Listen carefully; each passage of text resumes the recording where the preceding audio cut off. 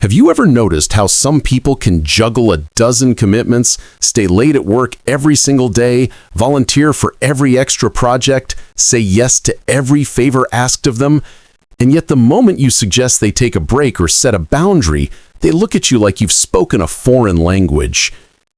They're drowning in obligations, visibly exhausted, maybe even complaining about how much they have on their plate.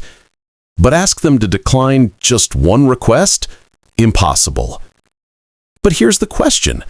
Why can't they say no, even when saying yes is literally destroying them?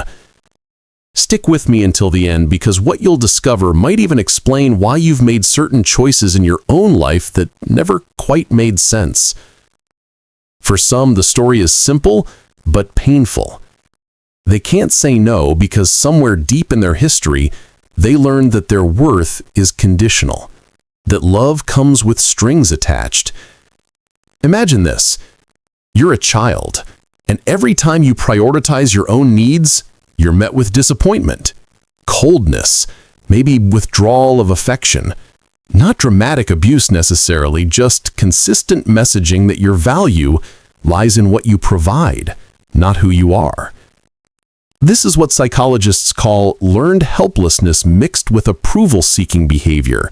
You learn early that your no causes pain, theirs and then yours, so you stop saying it. The word no becomes dangerous. These people aren't weak, they're protecting themselves. Saying yes isn't generosity, it's armor. Because if they're always useful, always available, always giving, then maybe, just maybe, they're safe from rejection. Their inability to decline isn't a flaw, it's an adaptation to survive an emotional landscape where boundaries meant loneliness. Then there's another group, and their struggle looks different. They genuinely want to help. They see the need, feel the pull, and think, I can squeeze this in. But they're operating under what researchers call planning fallacy combined with chronic decision fatigue. Here's what happens. Modern life bombards us with requests constantly.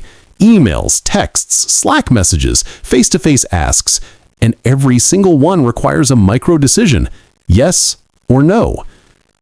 But each decision depletes your mental resources. Studies show that by the afternoon, we're significantly worse at making rational choices than we were in the morning.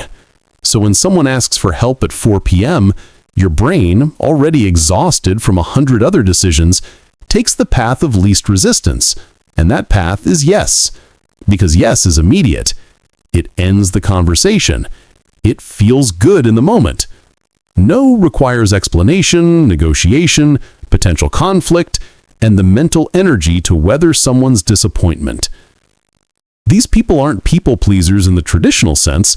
They're cognitively overwhelmed in a world that demands constant micro-decisions, and their brain keeps choosing the option that requires the least immediate mental effort. They're drowning not because they can't swim, but because they're in an ocean of obligations with no shore in sight. And finally, there's a third group, and this one might surprise you. Some people say yes to everything because they've actually reached a level of self-awareness most people never achieve. They understand something profound.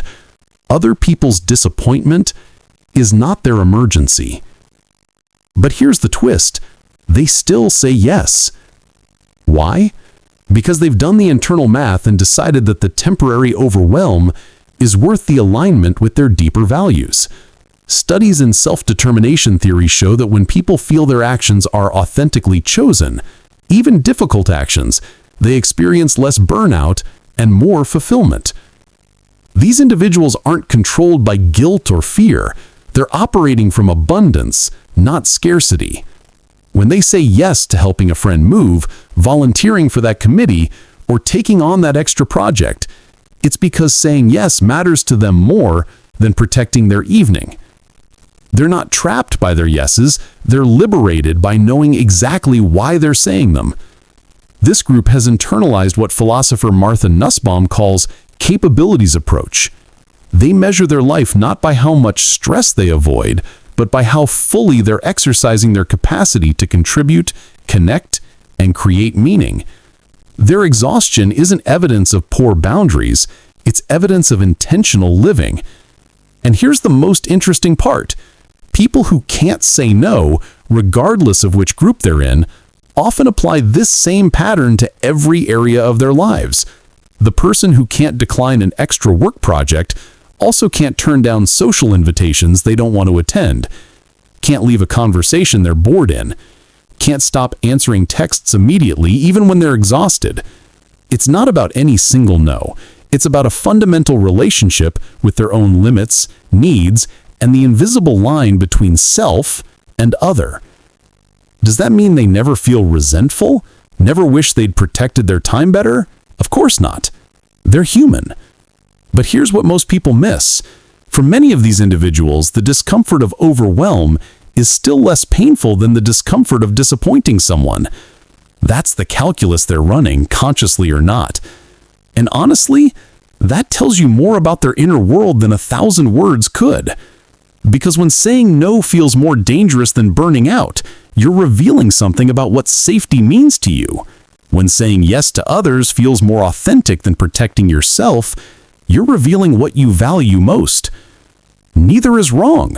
Both are just different ways of moving through a world that asks too much of all of us.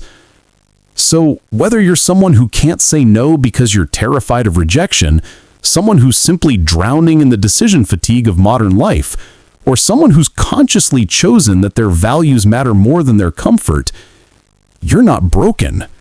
For some, it's about healing old wounds. For others, it's about surviving an overwhelming world. And for many, it's about living according to principles that matter more than peace. The real question is, which one are you? And more importantly, are you saying yes from a place of fear, exhaustion, or authentic choice? Because that distinction, that's everything.